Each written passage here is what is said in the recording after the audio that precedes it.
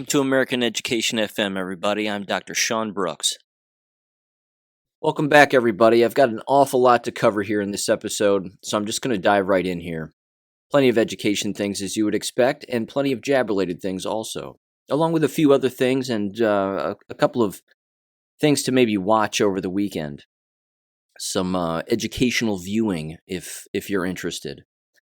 First of all, I actually woke up to this, which is rather interesting, and I wanted to get this kind of out of the way because it's certainly I think interesting. I don't think that it's the approach to take, and it's certainly not working, at least in my opinion.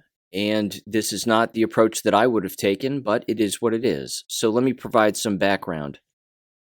You may recall that I had on the show a while back Kimberly Reichs.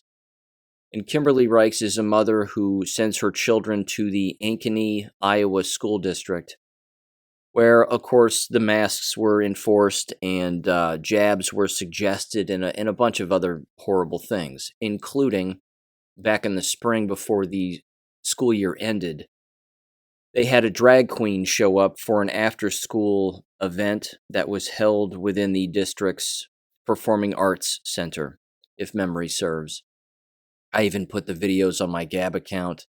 I mean, it was a strip show, basically. Where a male dressed like a female in a black leotard is doing stripper moves on the stage. Completely inappropriate, of course. Apparently, there's an investigation taking place. No one's going to be held accountable. We know that that's standard procedure within many of these school districts. Apparently, just the other day, Kimberly Reichs decided to not take any of my suggestions, which, by the way, I didn't suggest any of this. And I understand that she's motivated and she wants to make a difference, I guess. But this just isn't the approach I would have taken. She apparently showed up to their school board meeting, and she walked in with her friend, who was also in on the Zoom call where I was talking with the two of them and making suggestions as to why they should homeschool their children. That's what I was doing over the Zoom call. But in this school board meeting, she shows up. She has pictures of the drag queen on a poster and what the drag queen looked like and was doing. And then she herself decided to dress up like the drag queen, wearing the the knee-high boots and the leotard and the whole thing. And I understand the point that she's making. I get it. She's trying to shove it back in their face. You wouldn't accept this and me doing this on a stage. So why would you accept a male drag queen doing this on a stage for an after-school event of some kind, a club event, which was hosted and funded and put together by at least one school employee? Again, I understand the point she's making.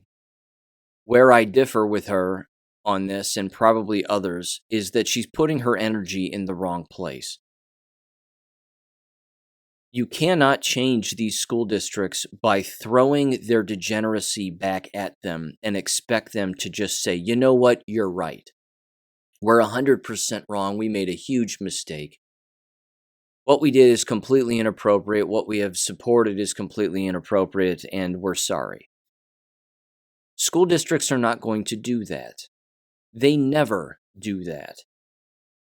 There is only one solution, as you have heard me say going forward. There's just one solution to this never-ending problem. It is to remove yourselves and your children from these school districts, and you make them financially collapse.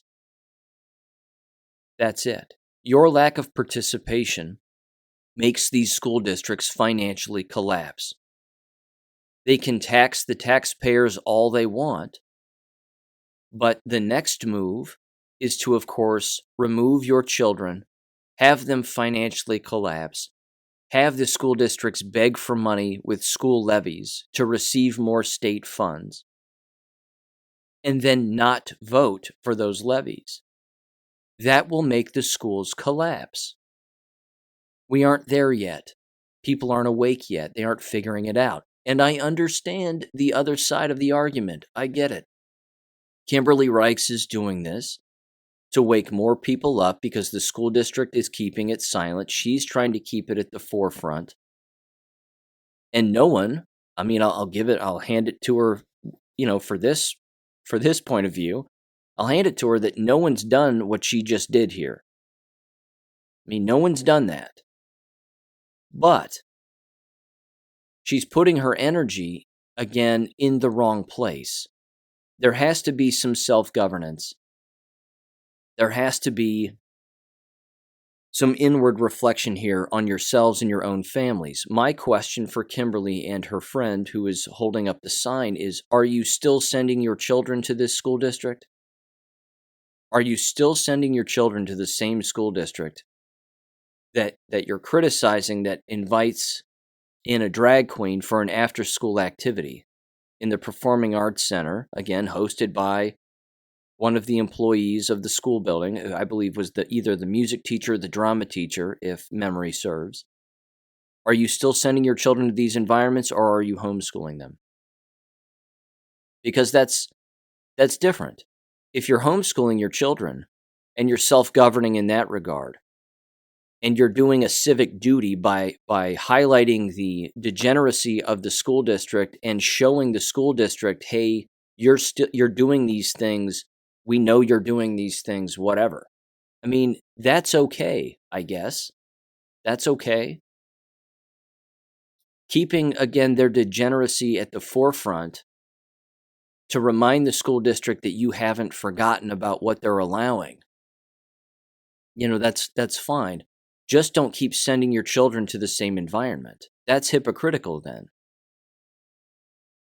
And again, we can scream from the mountaintops all we want as individuals about removing your children from American K12 schools. But if you're on the mountaintop and you're freezing to death, it's time to get off of the mountaintop and build your own civilization down where it's safe and protect your own family. Because if you're still shouting from the mountaintops and you freeze to death, eventually you're going to become this story that people tell where they say, well, they froze to death at the mountaintop, screaming for everybody to homeschool. And in the process, they sort of looked foolish throughout the process without just self-governing and taking care of their own. I know that's a long ramble. My point is that I would say to Kimberly, you can dress in leotards all you want and speak at school board meetings and do this all you want. The school already allows it with cheerleading. The school system already allows it with talent shows, where they have students dress in leotards and dance around on stage and do stripper moves during talent shows. Now, I fully understand having this male drag queen show up dressed the way that they were, showing their ass and doing what they were doing is beyond inappropriate. Of course it is. But expecting school districts to admit fault or admit wrongdoing or accept responsibility for what they've done is not going to happen. It's just not going to happen. That ship has sailed. These people have gagged children for 2 years.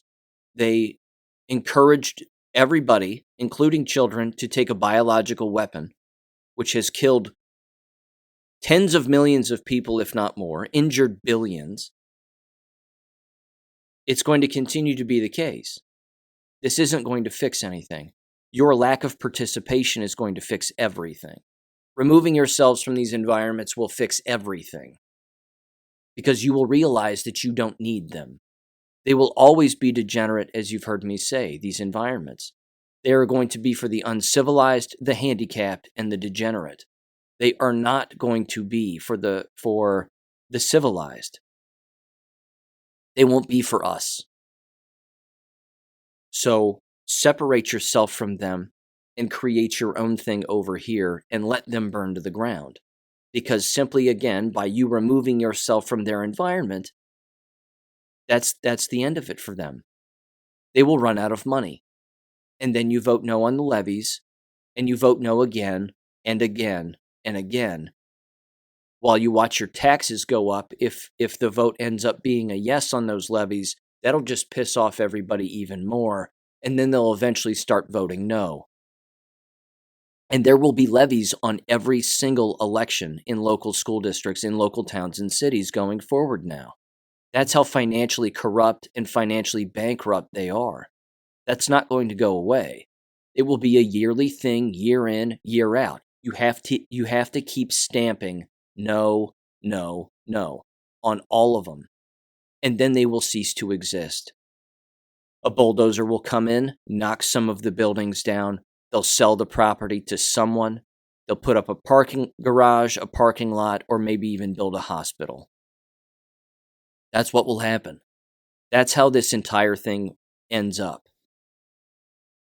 So I want to make it clear that I didn't suggest to her that she do this. I suggested that she keep an eye on the drag queen thing as to how it's going to shake out. I told her and her friend, don't expect to hear what the result is. Don't expect anybody to be disciplined, because that's not likely to happen. You have to remove yourself from these environments and put your energy into homeschooling your children. Kimberly Reichs is a stay-at-home mom, and she sends her children to these environments to learn. The same ones she's criticizing and saying are inappropriate for children, and yet she, keeps sending her kids there? I don't get it.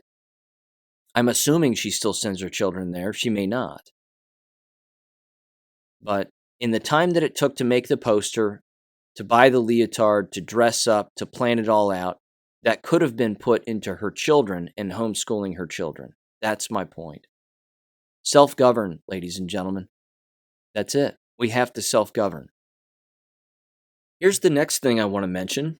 It's certainly education related, and this is a subject that you've heard me bring up before in the past. That Conservative Inc.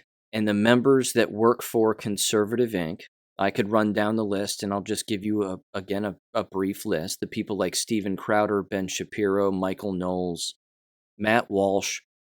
These individuals, again, tend to all receive their checks from generally the same place, and the same place is. Even Glenn Beck falls into that category, and countless others. Because again, if they're in the mainstream and they're in the limelight and they're on television, there's only so far that they'll go.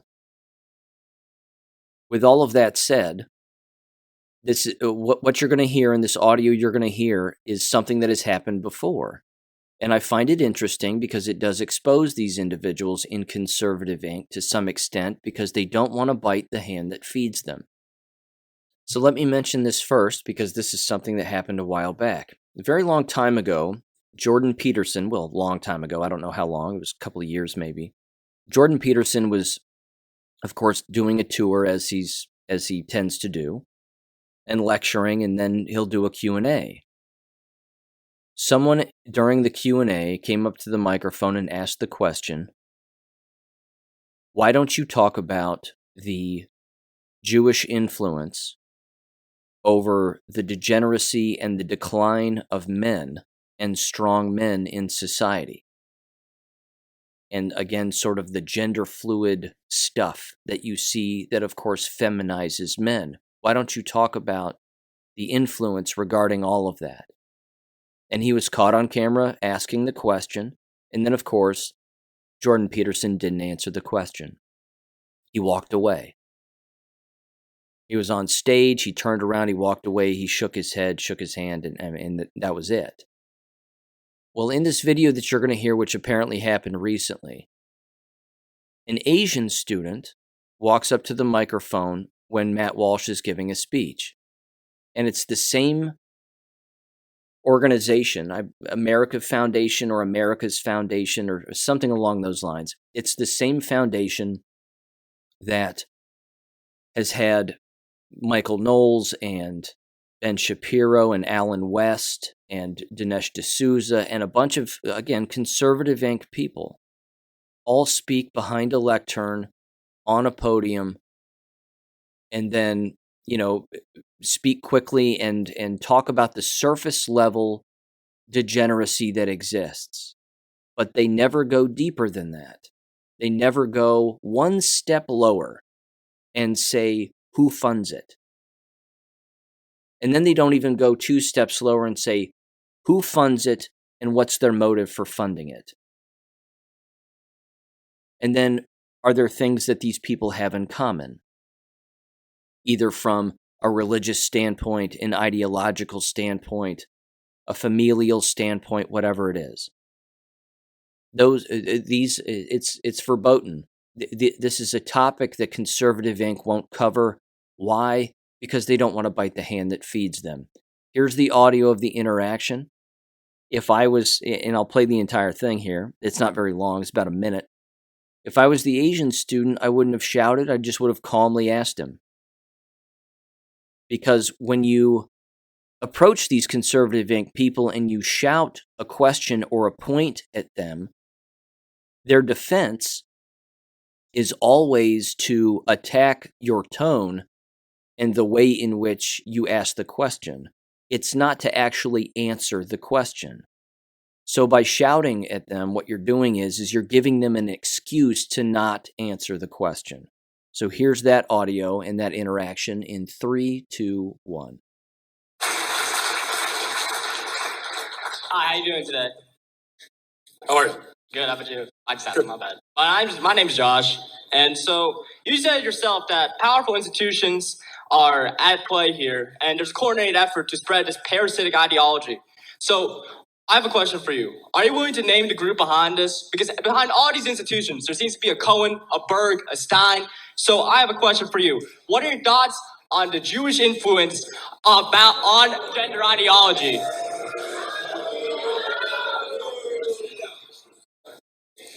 So am I going to do anything about the Jews is what you're asking me? No. Okay.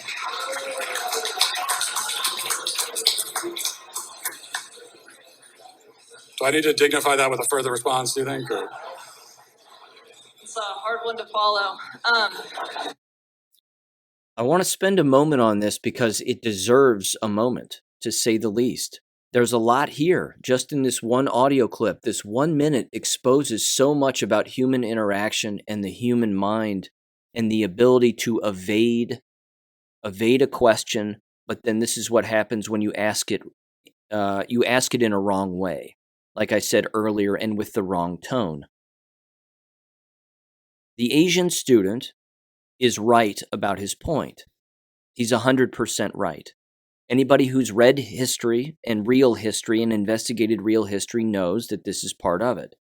To make a society degenerate, you have to fund that degeneracy. And it just so happens that that comes from Satanism, which is practiced by many individuals, many of which happen to be Jewish and read the Talmud and so on and so forth. My point is that in this interaction, he shouts the question, which delegitimizes what he's actually trying to say and the response that he's trying to get from Matt Walsh. If he'd have just asked it calmly, Matt Walsh would have been backed into a corner even more than he already is. So you heard then Matt Walsh not answer the question, but you also heard the crowd start to boo. Well, that gives the crowd away then, doesn't it? It gives the crowd away as not understanding real history and what's really going on in the world, and not being able to think multidimensionally and a couple of steps down and figure out, yes, who does fund this? Do they have something in common? What's their motive? Let's critically think about what's going on here. The crowd just gave themselves away, the people that were booing, as not being able to think multidimensionally about any of it or critically think about any of it. And many of the people who, again, attend these speeches might show up once or twice and then they never return. I mean, me, myself, for example, I went and saw Milo Yiannopoulos talk a couple of times. I enjoyed it. But once you've been to one or two Milo Yiannopoulos talks back in whenever that was, 2015, 2016, I think it was, 2016, when he was doing those campus tours, You learned information, but then I walked away saying I can learn this on my own, and then you end up learning even more than what the speaker is telling you. In this situation, people start to boo. Matt Walsh responds to the booing, blows off the question, and then the guy makes the deadly mistake. He shouts another question, which gives Matt Walsh the ability to evade even more the first question and then respond to the second if he chooses to. So the Asian guy then says, the Asian student then says, "What are you going to do about it? What are you going to do about it?" And then Matt goes in his witty retort, he says, well, you heard him. I mean, he said, what am I going to do? What about the Jews? And then again, people boo. And then Matt goes, and then Matt Walsh looks to the crowd for affirmation that he doesn't have to answer any question. So then he says, I don't have to dignify that with a response, do I really? And then the guy leaves without actually having his question answered. He could have stayed there. He could have restated the question calmly and said, just answer my first question. Why is it that you don't criticize or dive into the history of the individuals who fund the kind of degeneracy that you yourself, Matt Walsh, are actually profiting from exposing? See, this is the back and forth, the dichotomy, and the paradigm that exists with these money funders is they love playing both sides. They know that they can still control the money and the influence, so they don't have a problem paying the likes of Matt Walsh to expose particular things because they know at the end of the day they could pull Matt Walsh's card anytime they wanted. And that would be the end of Matt Walsh. But Matt Walsh is making a lot of money. So Matt Walsh isn't going to bite the hand that feeds. So if I was to make a suggestion again, if you're going to confront these individuals about why they aren't addressing the real history and the real problem behind all of this, you have to do it calmly and intellectually. Don't get over emotional. Have your facts memorized. Memorize them. Don't stare at your cell phone while you're trying to give a speech. Memorize them. Know them. Because as I've said, and as Judge Judy has said, when you tell the truth, you don't need a good memory. So just tell the truth. But do it intellectually so you're not offending anybody, because there's going to be people in the room that are going to boo, boo. That's inappropriate. Forget those individuals, but don't give them a platform either. Again, you have to understand the entire battlefield, so to speak, and the whole terrain. This kid didn't understand it. Walks in, shouts, does what he does, and then he gives Matt Walsh an out, and Matt Walsh takes it because Matt Walsh doesn't want to answer the question. This is exposing Conservative Inc. step by step all along the way here. I'm not discounting Conservatives Inc.'s ability to wake people up. They do wake people up. But it's the people who marry themselves to Conservative Inc. that are the problem. Because that means that they're always relying on other people to do the thinking for them instead of they themselves investigating topics on their own. And as I've said before, not a fan of Matt Walsh. I understand what he's doing. I get it, but it's low-hanging fruit. Ladies and gentlemen, I can interview a handicapped degenerate anytime I want and put it on camera and let people watch that handicapped degenerate, try to explain their way out of their own mind frame. But you're never going to change that person. You might change some people who are watching it or people who find it ridiculous and funny. That might motivate them to do something different with their lives or their children or pull them out of school or whatever it may be. But again, there's a playing of the system that goes on here and an inability to dive deeper that I have a problem with. I try to do that on this show as best I can in the amount of time and the bite-sized information that time slot rather that I try to provide on this show, but I just wanted to play that audio clip because it exposes so much. Okay, moving on here. And there's a lot to move on to. More education-related things. Apparently, in the Los Angeles School District, a school athletic trainer has now been arrested and charged with rape and sexual assault of at least 10 people. Let's see. Let me bring that up real quick here. September 27th, 2022, District Attorney Gasson, if I'm saying that right, announces sexual assault charges against athletic trainer in Los Angeles schools. District Attorney announces that, blah, blah, blah. He announced that Richard Turner was charged for sexually assaulting 10 girls while he worked at 2 schools in Los Angeles. And here is the response from the district attorney. Said, quote, "A school is a place where our children should feel safe and protected by those who we are supposed to trust. It is crushing for the victims' families and our education system when someone takes advantage of a youth." He said, "I am grateful for the young women who stepped forward in the case to recount what happened to them. My office's Bureau of Victim Services will provide any needed services or resources to help them on the path from being a victim to becoming a survivor," unquote.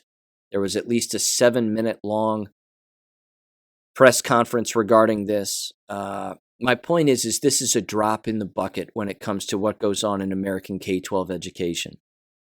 Again, this individual's story, I'm sure, is far more graphic than what we were even told.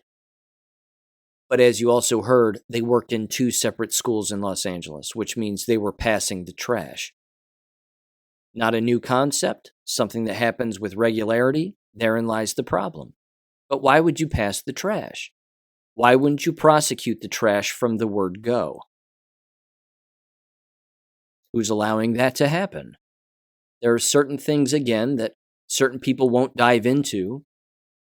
But this is just another example, again, of a drop in the bucket of what really goes on in American K-12 education in school districts all across the United States. There are sexually degenerate people who work consistently within these environments. They'll carry out entire careers, and then only after they retire or even after they die do their victims come forward and say, I was raped by this person, or I was sexually groomed by this person, or I was molested or taken advantage of by this person. That happens all of the time because the environment has become that now on a permanent basis with what they teach, who they hire, and who runs the place, and who funds them. You've heard me say state departments of education are linked to individuals who help fund them who traffic children. And here's the homework for this weekend. If you're interested, I recommend watching the latest Amazing Polly video on BitChute. I'll link it in the description below. It lays it out perfectly as to the ideologies of the individuals that associate with quote-unquote educational psychology. She leaves a particular name out, which I think is important. And I'm not blaming her for leaving this person out. Perhaps she doesn't know of this individual, but if she were to ever listen to this episode, I even thought about writing Polly and trying to hit her up on Gab even, and bring this individual's work and degeneracy to her attention. But it's the name Edward Thorndike. I've written about him before, and I believe he's in my book, Purposeful Deception, because he's part of the problem. He's a big part of the problem. Edward Thorndike is referred to as the father of American educational psychology. I'm just going to read this from Wikipedia and then just mention a couple other things about Edward Thorndike, which, by the way, I've brought him up on this show before, but it was a very long time ago. So my apologies, but it's worth revisiting because this guy was a psycho. And you'll see exactly how this ties into everything that goes on in American K-12 schools and classrooms. It says the following, and he lived from 1874 to 1949. Edward Lee Thorndike was an American psychologist who spent nearly his entire career at Teachers College, Columbia University, the home base of Marxism, basically. His work on comparative psychology and the learning process led to the theory of connectionism and helped lay the scientific foundation for educational psychology. He also worked on solving industrial problems such as employee exams and testing. He was a member, rather, of the board of the Psychological Corporation and served as president of the American Psychological Association in 1912. A review of General Psychology survey published in 2002 ranked Thorndike as the 9th most cited psychologist of the 20th century.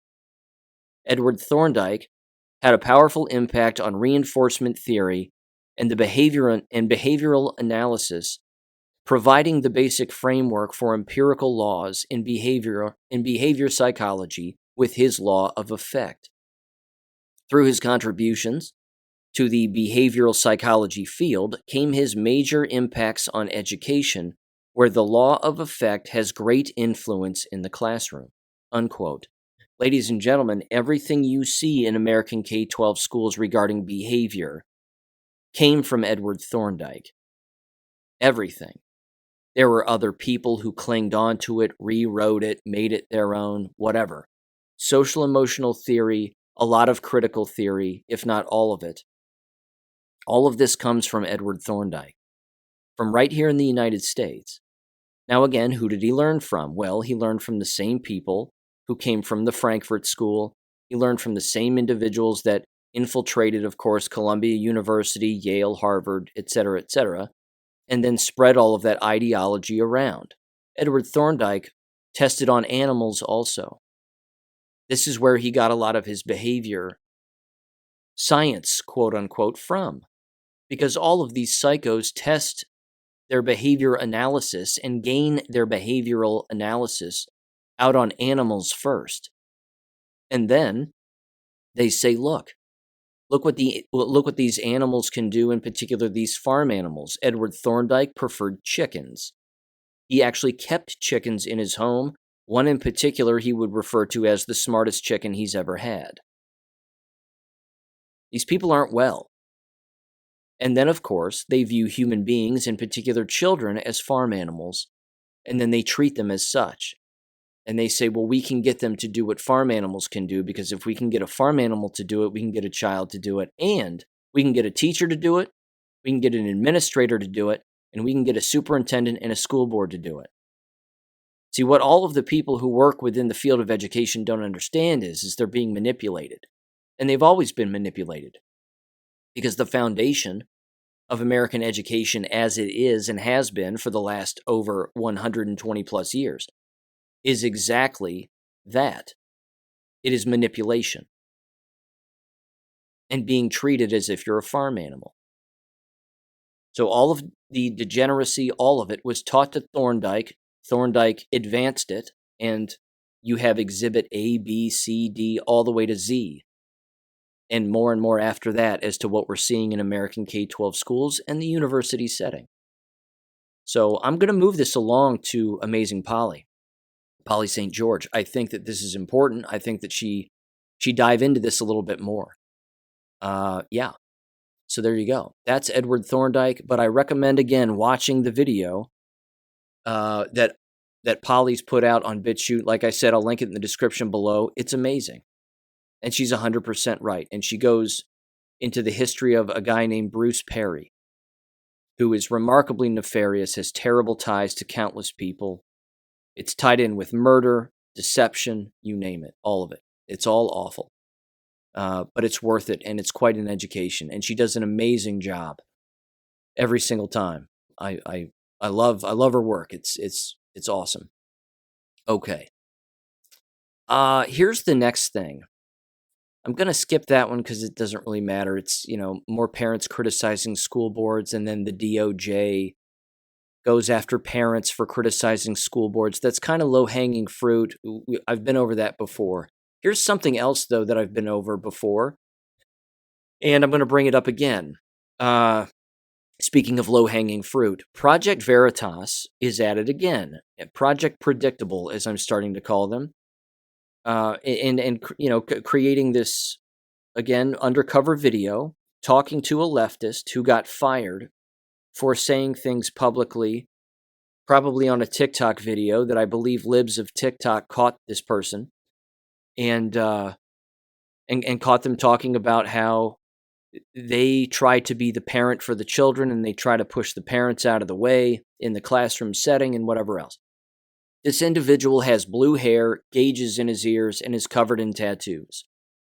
And what? We're supposed to be surprised that this person has a radical ideology, is a Marxist leftist, among 1,000 other things? It's just low-hanging fruit, and I don't understand why Veritas continues to focus on the low-hanging fruit. Veritas, again, is conservative Inc. They won't go a level deeper than that because it's not profitable for them. So they keep it right where they have to keep it so that they get attention and make money and get the clicks and the likes and the shares and all that stuff. It's profitable for them at that surface level. So apparently, again, they caught this guy after he had been let go on another hidden video where he's basically saying the same kinds of stuff. Shouldn't shock anybody. Then they put out a video where someone within this guy's old school during a faculty meeting caught the principal talking about this particular teacher and how Project Veritas got a hold of him and how that guy no longer works there. And she was nervous that people were recording her as she was talking, and she encouraged all the teachers to put their phones down because she didn't want to get recorded and whatever else. And then again, she started to talk about how there's no politics in the classroom and that doesn't exist, and that's not what we want to do here and whatever else. The principal is a leftist. That's beyond evident. For someone to say that politics doesn't exist in the classroom is a person who has their head in the sand. A lot of administrators, not all, but a lot of them have their heads in the sand, in particular the left-leaning ones. And again, it's not surprising. This goes on in American classroom settings all of the time. If I had audio recorded every single thing that I heard in an American classroom and played it on this show when I taught school for 9 years, you wouldn't be surprised. I don't think any of it would surprise you at this point. I could just tell you what it was, and that would be it. As you might expect, a lot of it had to do with keeping things from parents. Again, there was one faculty meeting where a bunch of different teachers were sort of broken up by departments, and we were all in separate classrooms throughout the entire building. And the principal, quite literally, a female, who's an absolute criminal, by the way, and belongs in jail. And she literally does belong in jail for covering up endless things, which I've brought up on this show before. And she continues to work there. She decided to go from room to room, stick her head in to every single classroom where teachers were gathering together in these small groups. And she shouted into the doorway and into the room, "I don't want," what did she say? She said, and I'm quoting her, she said, quote, "I don't want any parents calling the school this year." And then she turned around and left. I mean, wrap your head around that one. That's the dumbest thing I've ever heard in my life. And she was one of the dumbest human beings that I've ever met in my life. I mean, she's looking at teachers and yelling at us that she doesn't want parents to call the school. I mean, parents call the school all the time for all kinds of things. And a lot of it has to do with ineptitude on the part of administrators. So what does that have to do with us? What does that have to do with me?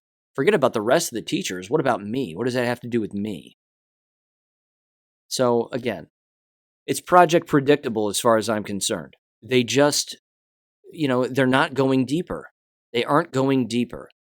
Investigate state departments of education. Investigate where they get their money. Yes, I know Project Veritas relies on whistleblowers, but they might want to just do their own investigations themselves and then bring that information to the American public instead of bringing in these whistleblowers and then doing that fundraising that they do for whistleblowers and then kick the whistleblowers out of the door and then hope that the whistleblower, can make a living somehow. I mean, Project Veritas isn't free from using individuals, is my point. They do a pretty decent job of it. And I'm also not saying, again, that some of the information that they bring to bear isn't important. But as you've heard me say in the past, how much time are they spending on the shots? How much time are they spending on the mask wearing, the biological weapon, the jab genocide that's taking place? And how much time did they spend on that regarding American schools? And the answer was next to zero. It was next to zero. So that's worth keeping in mind, I think. Okay, here's the next thing, and this was cool. This next thing was cool, and I'm glad that Cliff High brought this up because I've brought it up on this show numerous times. Cliff High in his last episode, which I also recommend you go and watch. I'll probably link that in the description below too. But Cliff High on BitChute decided to bring up the corruption regarding peer-reviewed academic articles. Again, not a new thing, but he was talking about it kind of like it was a new thing, although he mentioned some old stories of when he started to realize that it wasn't on the up and up. That these individuals who run these journals are bought and paid for, they're corrupt, and they only allow certain articles and certain people to publish within their journals. Again, that's not a new thing. That's very, very common. It's not what you know, it's who you know, and it's not what you know, it's how much money and influence you have. And that's about it. I'm glad that he mentioned it. I'm glad he brought it up. And he basically said again that a lot of these journals are going to go bankrupt, and they already are in many cases. There are less and less people publishing within these articles, and there are less differing opinions and less differing research that's being published within these articles. And as a result, you're just hearing the exact same thing from all the same people regarding the same topics on a constant basis within every issue of these academic journals. In particular in the field of education, I might add. And you've heard me bring this story up before, but the best example I have is the conference brochure and conference manual for the AERA conference that I attended in 2019. That conference that I attended in Toronto, Canada, was an abomination. The conference manual that showed all the titles and descriptions of every conference session was as thick as a dictionary, if not thicker. It was massive. It was a massive book. And once I got it, I went down into the bar of the hotel and ordered a couple of beers, and I sat there and I went through it with a pen, and I started to highlight all of the titles to these articles that had nothing to do with education. It had nothing to do with teaching and learning. Not a thing. And eventually I stopped because I just couldn't keep circling because it was turning out that I was circling the entire book and every presentation that was in it. A lot of it had to do with Donald Trump. A lot of it had to do with him being a racist and racism and racism and racism. And a lot of it had to do, again, with social emotional learning and racism. And then I thought, and LGBT this and whatever else. And I thought, I can't do this anymore. And then, of course, you think of how when everybody's thinking alike, someone's not thinking. Well, that's exactly what's going on with many of these peer-reviewed, quote-unquote, journal articles. Peer-reviewed only means that you get a couple of people who read it and tend to agree with it, and then they decide to publish it. That's it. It just means that somebody else offers their opinion. I'll give you another example that ties into, again, what Cliff High said in his episode, which I think I've brought up here before, but it just shows the hypocrisy of these journals, but it also proves that they're collapsing. Typically what happens is you publish your dissertation, and then you take the research from your dissertation from doctorate school, and you try to publish it in at least one journal. Sometimes you can take more than one set of information, so to speak, from your dissertation and publish it in multiple journals, but whatever. I just decided to publish it in one, which, if memory serves, was the Journal of Ethnographic and Qualitative Research. I think that's what it was. And I was a reviewer for that article, or that journal rather, before I published for them. So again, they were kind of doing me a favor. And actually, I became a reviewer for that journal because my dad, I believe, used to be associated with the journal in some aspect. He could have even been the lead editor of the journal, if memory serves. He'll correct me once he hears this, but he was basically, they were doing him a favor by allowing me to be a reviewer for it. And I thought, yeah, sure, I'll review some of these articles. Why not? I like reading and providing my 2 cents, but we'll see what these people are writing about. Anyway, of course, the reason that I ended up publishing in that journal was because I had been a reviewer for them for probably a year or two. And so then they were like, "Hey, sure, yeah, just follow our formatting style and we'll do our best to publish it." And they did, which was fine.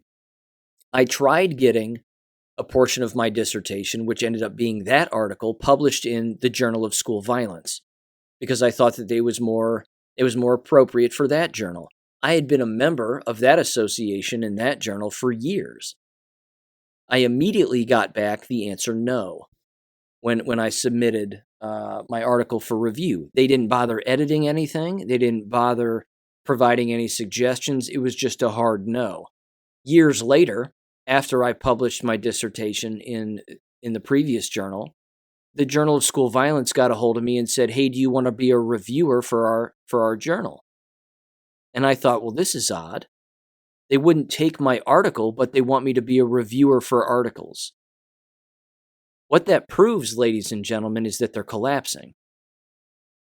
These very associations that are dependent on money, participation, and a higher level of thinking, so to speak, are collapsing. Because they don't have reviewers for their journals. They don't have articles for their journals.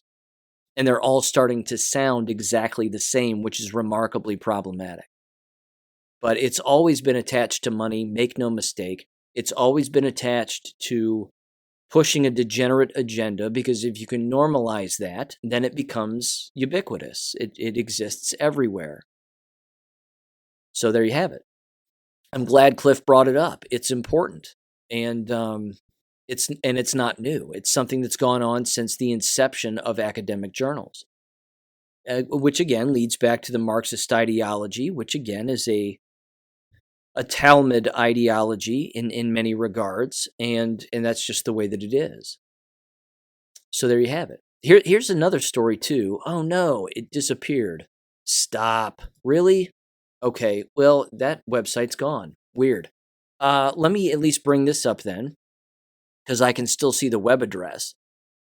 It was a story from Big League Politics, and it had to do with Minnesota high school students were staging a walkout in protest to this anti-white racism ideology that exists in many schools.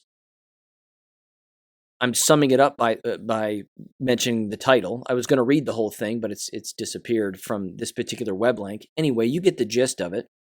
The point is that they're walking, they're having a protest. Great, good for them.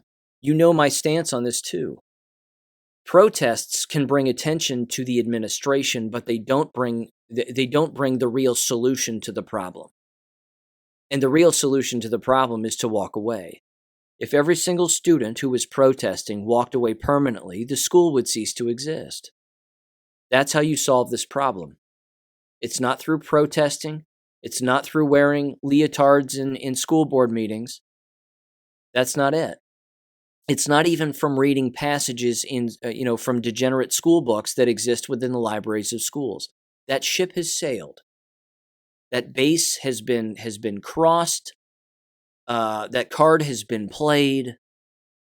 What other examples can I bring? That puzzle's been completed. I mean, I'm running out of examples. You get my point, though. It's been played. It's been done. The student protests, good for them. If that's a step in their own individual or collective awakening, great. I don't think students and families understand the cards that they hold and the influence that they have. If they just walk away, other people will walk away too. Just like when they engage in a protest, other people protest with them. Well, what's the ultimate form of protesting? Not participating in the system anymore. So don't participate in the system and watch what happens to the system. It will collapse. That's my suggestion to this Minnesota high school who engaged in this. Again, if it's anti-white racism ideology that's being spread, why would you protest and then return? You think it's going to go away? No. Make it go away by never showing up again. Self-govern. That's the way forward. I'm going to keep saying it because it's the way forward. Okay. Jabs. Let's talk about the biogenocide that continues to take place. I have some updates to provide here from previous guests and contributors to the show, so thank you for sending this my way. First, this comes from Sicily in New Mexico. She mentions a bus crash, apparently, that occurred, a school bus crash, which again consistently brings up the question, were they jabbed? That has to be raised each and every time. I know that school bus crashes occur across the United States on a year in and year out basis, but as I said, there's going to be an uptick in this, and keep an eye out for this. And sure enough, here's another one. Were they jabbed? I don't know. But we can take guesses, can't we? And apply Occam's razor, and we might arrive at a logical conclusion or answer. She also said that the football player who collapsed on the field and was taken to the hospital from the Las Cruces area of New Mexico has passed away. This, too, we can assume was jab-related. This is continuing to happen. This will continue to happen. Here's the next thing. This is from AJ Gochik. He sent me this, and I'm going to read the exact text as he wrote it. He said, quote, "Hey, Sean, congratulations on 2 years of podcasting, the best podcast show out there, exclamation point. Thanks, dude. Appreciate it." He said, "I mean that. Always look forward to Monday, Wednesday, and Fridays." He said, quote, "I asked a local friend who is very right-wing and anti-vaccines, manages political campaigns, and is friends with Steve Kirsch, what he thought of Kirsch's endorsement of Ron Johnson because of the senator's quote-unquote outspokenness on the jabs, even though Johnson hardly broaches the subject of jabs, certainly not recently." Here is his response. Quote, "I think Johnson can't talk vaccines in October of 2022. Half his Republican base is vaccinated. He might be a pussycat or a shill, but even if he is a well-intentioned lion, I would tell him to campaign on the economy right now and leave vaccines alone until the new Congress meets and he secures his committee assignments. I think Johnson is probably out of the vaccine fight until February and likely summer, until he can have much impact on the issue," unquote. And there you go. This is an angle, ladies and gentlemen, that's remarkably important, and one that AJ reminded me of, and his acquaintance or friend here reminded me of, which is, like I said, very important. And it's the political game that gets played. They don't want to touch these subjects because their constituents are directly associated with said subject. You have to assume that the voting base for most conservatives, at least 50% of them, are jabbed.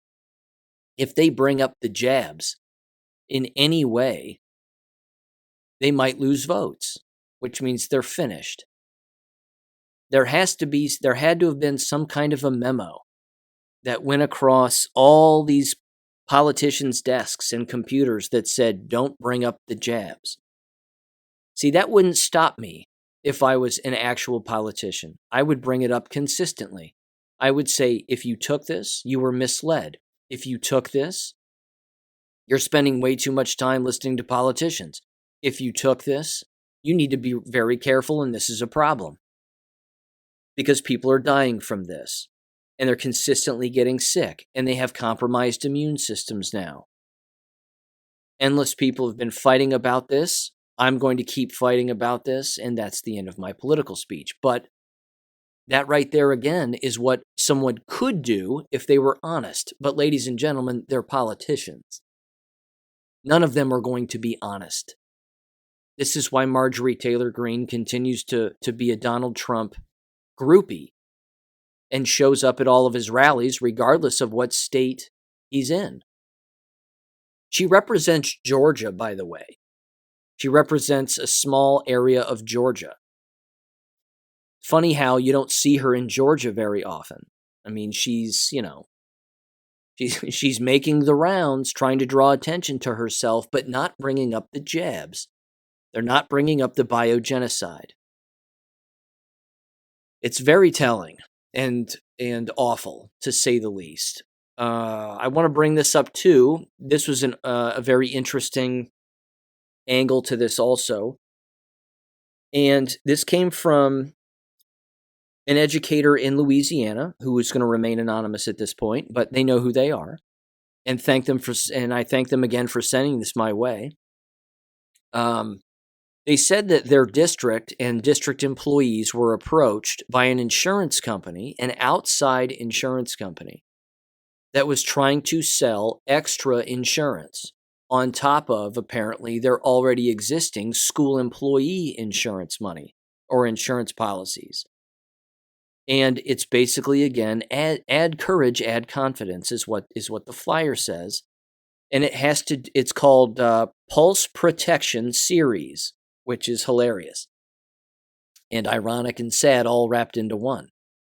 It has to do with extra heart disease, heart attack, and stroke supplemental health insurance. Now, why would they be doing that? Why would these districts be allowing outside insurance agents to come in and spokespeople to come in to sell extra health insurance specifically related to heart disease, heart attacks, and strokes? You see, the people at the very top know exactly what's going on. The people at the very top of the high rises on the top floor in the boardrooms of these insurance companies know what's happening. They know what this bioweapon was going to do back in 2020. They were scheming probably before then to put themselves in a position where they would sell extra insurance to make more money on the backs of sick and dead people. The American K12 and university school system is not free from this nefarious insurance influence. These insurance companies, again, know exactly what they're doing. They're well aware. The base level, ground level, knock on your front door person to provide such pamphlets to school districts might not know what's going on. But you listen to this show, you know what's going on. And the people in those, again, top floor high rises of these insurance companies, they know exactly what's going on. And they're just trying to profit from it. That's all. It's a profit game, and it's terrible, and it's sick, and it's disgusting, but they're trying to do whatever they can to profit from this, without a doubt. You've also heard me say this. Of course, this has been written about, and this giant scheme has been written about for over 120 plus years. It probably dates even further back than that, regarding the manipulation of medicine and selling people medicine under the guise of it helping them when in fact it doesn't. I mean, we're talking about a centuries-old practice here. But these insurance scams specifically, and the manipulation of what is defined as a person, in particular regarding their DNA. And if a person's DNA is manipulated by one means or another, can someone write a patent for that new DNA? My understanding is the answer is yes. And the Supreme Court actually ruled on something like this back in 2013. I have the case right here. Supreme Court of the United States Syllabus, Association for Molecular Pathology and others versus Myriad Genetics Incorporated and others. And this was argued on April 15th of 2013, and it was decided on June 13th of 2013. Now, I'm not a lawyer. I have this on my Gab account. And if somebody wants to bounce over there and give this another read and interpret it for me, who is a lawyer, like AJ or other listeners of the show, I'm all for it. My understanding of this is that this myriad group, or one of the two groups, is basically arguing that if a person's DNA is manipulated, can you patent that manipulated DNA? And I believe the answer is yes. In fact, I'm going to let Todd Callender, who is a lawyer, I was actually once in the same room with Todd Callender. I didn't know who he was at the time, but it was during that White Coat Summit thing for America's Frontline Doctors back in San Antonio last year. But he spoke there briefly and then split. But anyway, he was on Maria Z's show. And I want to play that clip here for you because this is basically what he's talking about. He's talking about how the individuals who took the jabs no longer have God-given DNA because it's been manipulated, which means what are they categorized as now? So give this a listen. It's dependent on ownership of these people who are no longer Homo sapiens. In fact, they've renamed them Homo borgenesis. So what human rights does a Homo borgenesis have? Homo borgenesis is the species that they have named vaccinated people, and I use the term vaccinated loosely. The genetically modified people are now referred to as Homo borgenesis, not Homo sapiens. You can see it in the very first, I think it's the second page actually, in the NASA Langley research paper on fifth generation warfare. They say humans, whatever, and Borgs. So they've already said that people are not going to be Homo sapiens, and therefore the question arises, if Maria is no longer a human for purposes of the law because she's been genetically modified, then what protections does she enjoy under the penal code? Let's use the law against them, and we can do that. And that's one of the reasons why we're suing. And one of the ways I'm trying to stop them is, in our case, it's Robert V. Austin in the 10th Circuit. I put in front of the court the question, is it true that people who were given mRNA gene therapy shots are in fact now the chattel property of the patent holders? What's interesting is the Department of Justice, who defends the Department of Defense, Health and Human Services, and the FDA, all at the same time they defend them, didn't deny it. He said they did not deny it. Didn't deny it. And there you go. That just shows, again, their motive here. And this stretches back a while back. Again, that court case was 2013. So I think that's just one example. I think that Supreme Court case is just one example, but this has been a scheme for a very long time. If you can legally strip the rights of individuals by having them take something that doesn't categorize them as a human being anymore, then the jig is up. Then they lose any rights allegedly that they already have. It'll be interesting to see how far that goes, because I'm not entirely sure, but it is what it is, and it's certainly worth considering and knowing that this is something that's bouncing around the courts, apparently. Here's something else. 2 stories very quickly here from the expose from this past week. Expert claims that COVID vaccines will kill 700 million people around the world. This was Dr. David Martin made this statement. It says this also within the article. Let's see. It says, quote, "Some may think this number of deaths is an exaggeration, but Dr. Martin is not the only one who has been raising the alarm. Dr. Robert Young estimated in August of 2021 that 500 million people worldwide had already been injured, with potentially 35 million deaths due to COVID injections. A year later, August 2022, Steve Kirsch estimated a ballpark number of 12 million COVID injection deaths, based on an estimate of 1 death for every 1,000 doses. Quote, "We are killing nearly close to 10,000 people every single day," he wrote. Also in August, Peter Halligan, by piecing together data from a variety of sources, suggested as many as 20 million people worldwide had died from COVID injections, while another 2.2 billion have suffered injuries, implying we are only just getting started. And it continues a little bit. And yeah, there you go. Of course, I brought it up also, but it is what it is. It's horrific regardless of who says it. It is a fact. It is happening.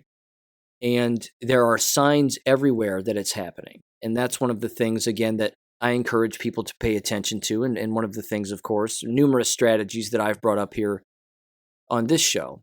Here's another article again from the expose. It says CDC confirms USA suffered a 338 times increase in reports of AIDS-associated diseases and cancers in 2021 following the COVID vaccine rollout.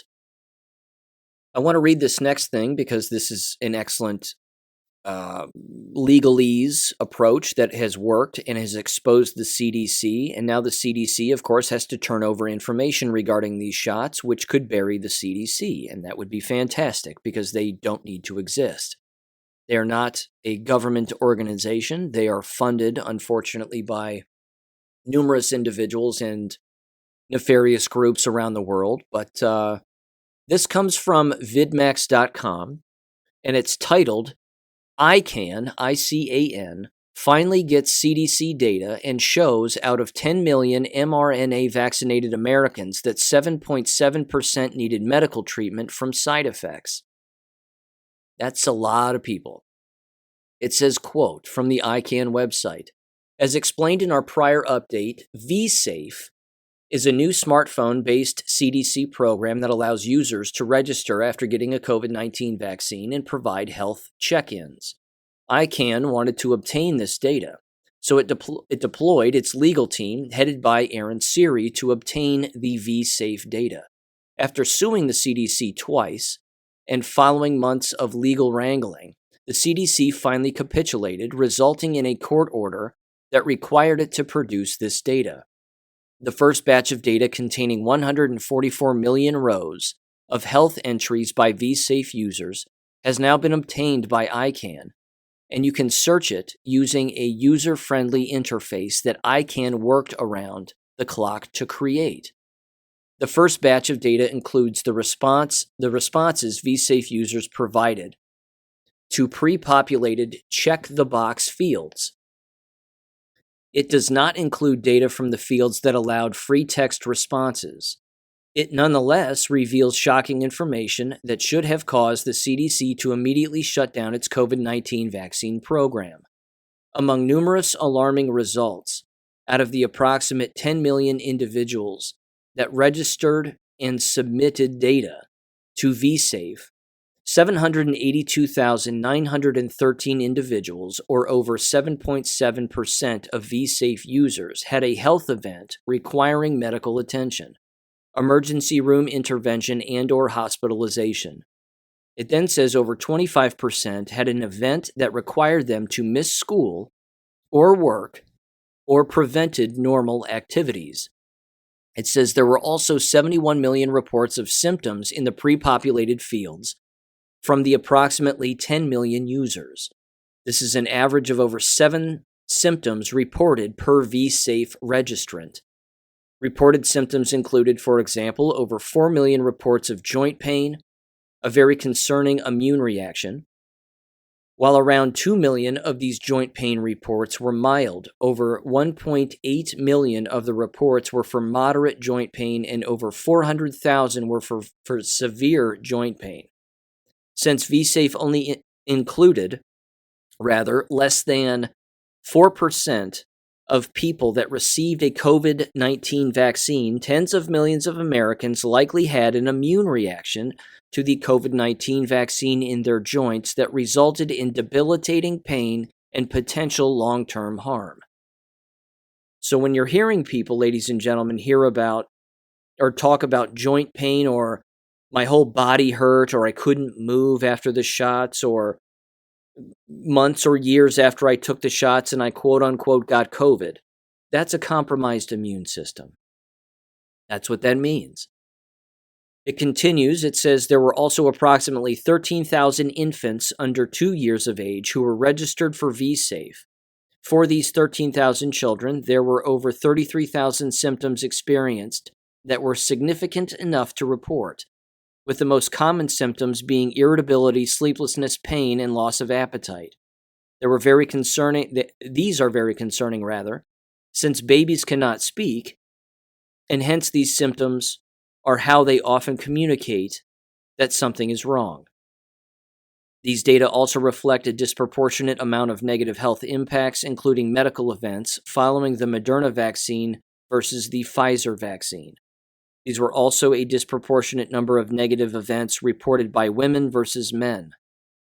This is consistent with what was seen in Pfizer's initial post-authorization safety report sent to the FDA, a report which likewise had to be obtained by lawsuit, which similarly showed a disproportionate number of neurological events experienced by women following the COVID-19 vaccine from Pfizer, unquote. Yikes. This comes from Judicial Watch also. It's titled Judicial Watch Uncovers Biden Administration Propaganda Plan to Push COVID Vaccine. Again, are we surprised? Are we surprised? I'm going to end with this one. And I've mentioned this before. I'm going to keep mentioning it. Again, I'm not going to scream from the mountaintops and just let this be the only thing, of course, that I say.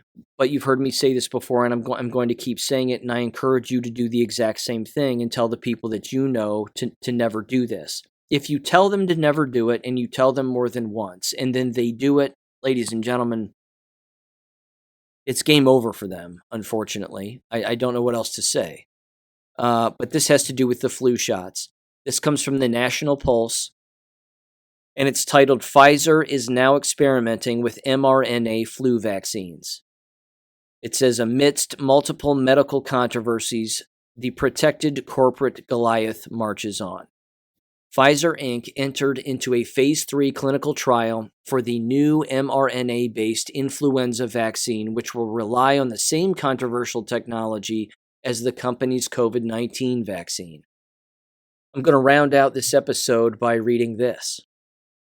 It says, quote, the pharmaceutical giant's clinical trial will, quote, evaluate the efficacy, safety, tolerability, and immunogenicity of the company's quadrivalent modified RNA or mRNA influenza vaccine candidate in approximately 25,000 healthy U.S. adults, according to a company press release. First of all, those adults are finished. I don't know what to tell them. You're finished. You inject yourself with this, you're done. It says, quote, citing our experiences with RNA viruses and mRNA technology, viruses don't exist, not a real thing. In reference to its COVID-19 vaccines, Pfizer claimed it had gained, quote, an even deeper understanding of the opportunity to potentially provide more efficacious vaccines, according to Annalise Anderson, PhD, Senior Vice President of Chief Scientific Officer, Vaccine Research and Development at the company. This is the former position that Dr. Mike Yeadon held, where Dr. Mike Yeadon says no one should inject themselves with anything ever. Keep that in mind. I like that man. So, yeah. The man who left because of what they were doing, and the woman who has now replaced him, or maybe replaced other people behind Mike Yeadon, is pushing the agenda, ladies and gentlemen.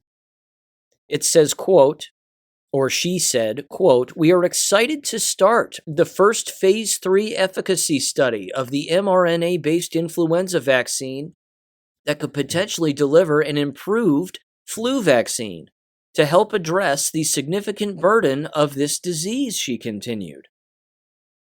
She's excited. It says the company claimed that the flexibility of mRNA technology and its rapid manufacturing would allow it to create better strain matches in future years and rapid large-scale manufacturing of vaccines. Ladies and gentlemen, the flu shot is now a kill program, always has been, of course, but now they've ramped it up. They're telling you that it's a kill program.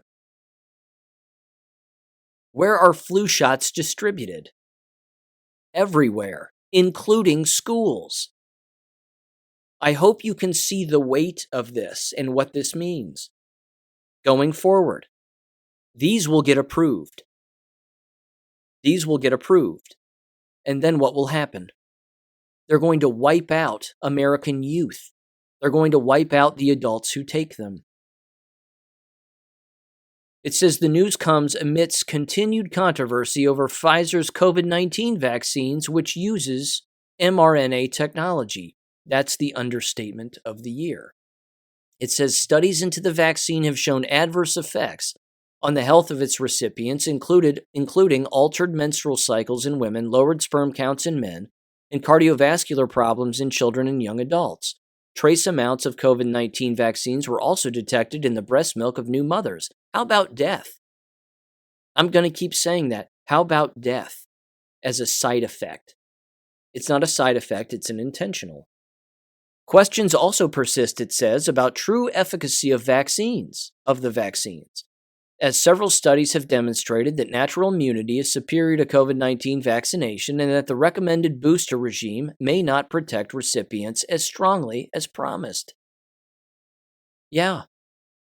And then it says the following, quote, and it ends with this. Dr. Robert Malone, the inventor of the mRNA vaccine technology, has also repeatedly criticized Pfizer's COVID-19 vaccines, warning of health risks, particularly among young children. No, among everybody. Everyone. You've heard me say this focusing on children is a mistake. It's everybody. Every human being.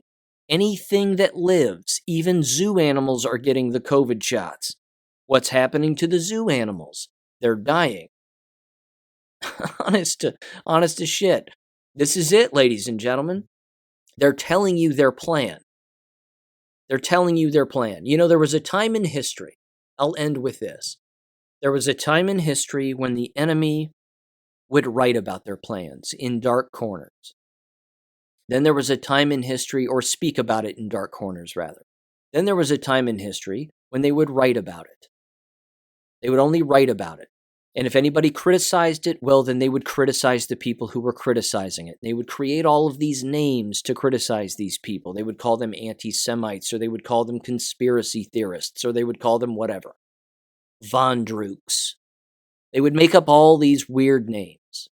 All pretend names to criticize the people who do the criticizing. Now we've reached a point, in the 20th century, I should say, when they would not only speak about it, but they'd speak about it publicly. They wouldn't just write about it, they'd speak about it publicly. And then they would engage in predictable programming through videos, movies, radio, TV, commercials, you name it. Lay out all the nefarious plans of what's going on right now. They're still doing all of that.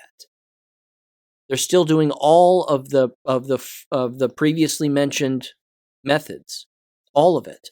Now what they're doing is they're bringing a level of excitement to it, to just hook in even more people.